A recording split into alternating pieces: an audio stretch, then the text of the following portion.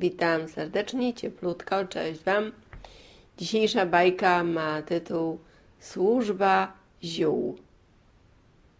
Na dużej posesji, wokół domu, w którym mieszkała rodzina, rosły różne rośliny. Pewnego dnia rośliny zaczęły rozmawiać ze sobą.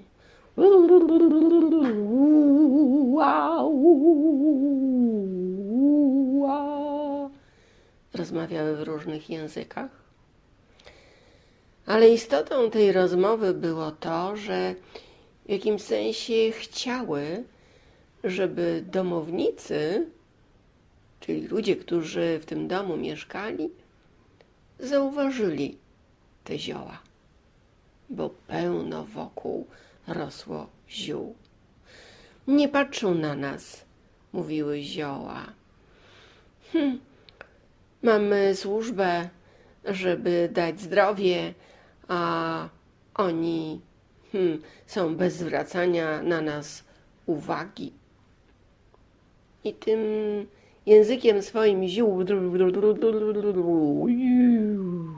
to mówiły. I gdy tak powtarzały tą rozmowę każdego dnia, zaczynając właściwie dzień od takiej dyskusji, jak to zrobić, w końcu jedno ziółek powiedziało: musimy iść do króla tej posesji. Król nam powie, co mamy zrobić i jak, żebyście tą służbę swoją w jakiś sposób spełniły.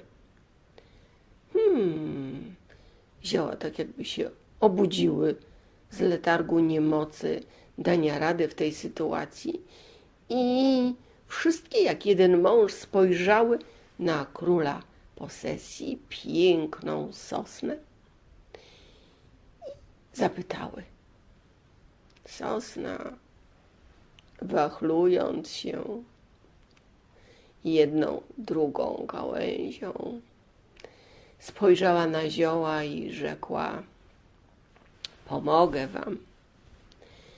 Pomogę wam, bo przyśnię się w nocy domownikom i powiem, że czekacie na to, by dać im zdrowie, że właściwie rośniecie tutaj, by przyczynić się do tego, by to zdrowie było. O, dziękujemy, królu, dziękujemy. Dziękujemy. I tak powtarzały. Król Sosna przyśnił się domownikom i domownicy rano po śniadaniu, gdy otworzyli okno, pierwszy raz zauważyli piękno roślin. Jeden przez drugiego mówił: jakie piękne kwiaty, jakie piękne rośliny, jakie piękne zioła. Ła, ale one pachną, aż tutaj je czuć. Naprawdę są piękne. Żona do męża powiedziała: one pewno mają tu jakąś służbę. Może chcą być zerwane, może chcą być ususzone, może trzeba zrobić z nich herbatkę dla zdrowia. Może.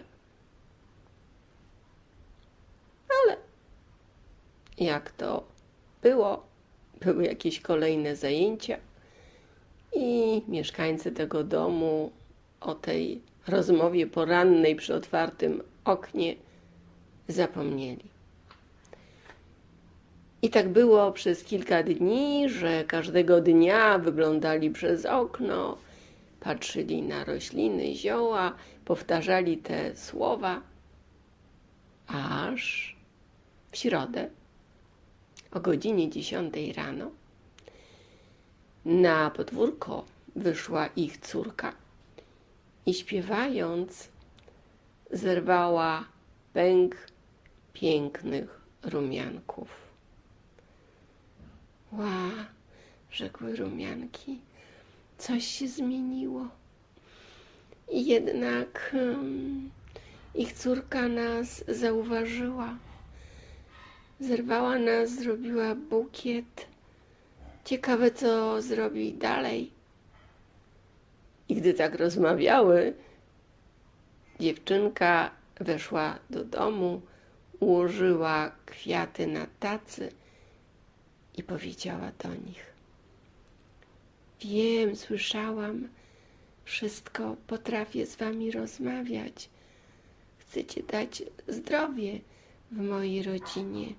Dobrze, ususzę was, a później zrobię mamusi i tatusiowi herbatkę. Ona nas słyszy, rzekły rumianki. Wspaniale, cudownie. Mamy zaufanego człowieka w tej rodzinie, rzekły. I krok po kroku zamknęły oczy i zasnęły. A w kilka dni później, gdy już były całkiem suchutkie, dziewczyna zrobiła z nich herbatkę rumiankową i podała przy śniadaniu. Rodzice się ucieszyli. Oj, kochana córko, mówiłaś kiedyś, że potrafisz rozmawiać z ziołami. Widać, że to prawda, nasza kochana zielarko. Dziękujemy ci za tą herbatkę. Proszę, mamusiu, proszę, tatusiu. Jak się cieszę, że nazwaliście mnie zielarką, bo ja faktycznie całe życie chciałam być zielarzem, zielarką. Od dzisiaj będę zbierała zioła. Dla was, dla siebie, dla siostry, a może też dla wujostwa, dla tych, którzy tych ziół zechcą. To dobra służba, rzekła mama. Służy zdrowiu. Koniec bajki, tyle na dzisiaj. A jaką wy macie w życiu służbę? I komu czemu służycie? Zastanówcie się. Dziękuję. Cześć wam.